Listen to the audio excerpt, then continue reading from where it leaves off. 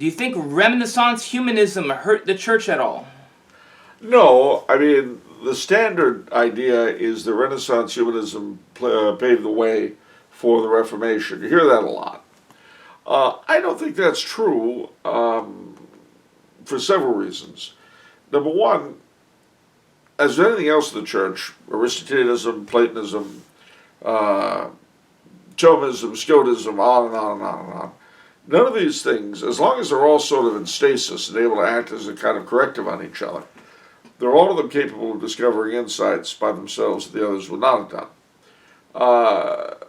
It's interesting to me that the new humanists, as they were called at that time, with a few minor exceptions, remained faithful to the church, even in cases like with Reuchlin or Erasmus, where they had every reason in terms of personal prosperity.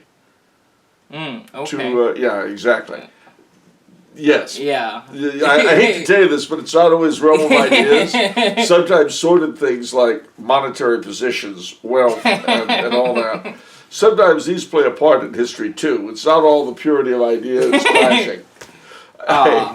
You just ruined history for me. I'm sorry. But no, I mean, in so many cases, the leading humanists, not all of them, many of them, really had good reasons to go to the other side, and they refused to.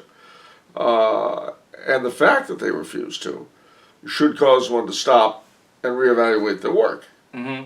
I mean, Reuchlin, for instance, was the uncle of the famous reformer, quote-unquote, Melanchthon, who was a close disciple of Luther. He absolutely refused, and he constantly told his nephew he was really wrong. And Erasmus, who's again often looked to as a forerunner of the Reformation, he left where, I think it was Zurich or Basel, I forget which, but he left where he was living to avoid the Reformation, despite gilt-edged invitations by Luther himself.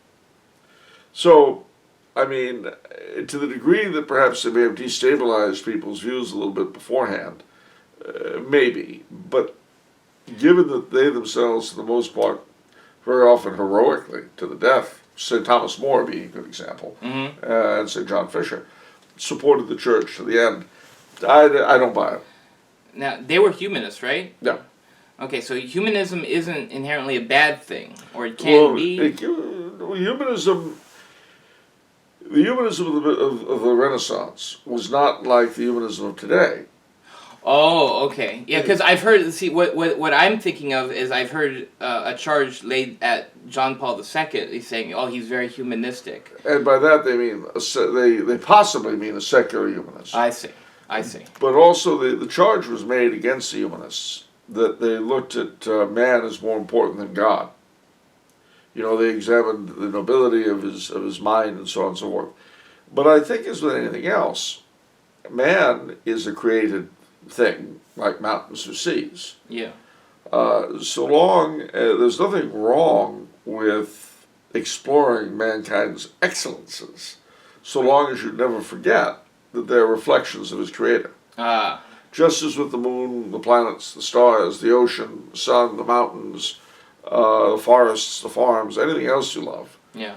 And this, of course, is a temptation we always have, to love the created thing above the creator. Right. It can even happen when you fall in love. No, it's true. Yeah, of course. Because we are prone to forget that whatever beauty, whatever excellence created things have, ultimately they derive them from the creator, and they are in fact facets of the beauty of the creator. They symbolize the beauty of the creator. So, I know that during the same period of the Renaissance there were repaganizers. You know, people wanted to revive the reverence of Apollo and Mars and Jupiter and all that. I'm aware of all that stuff. But as I say, given where the top humanists ended up, at the end of the day, I don't buy it. Okay.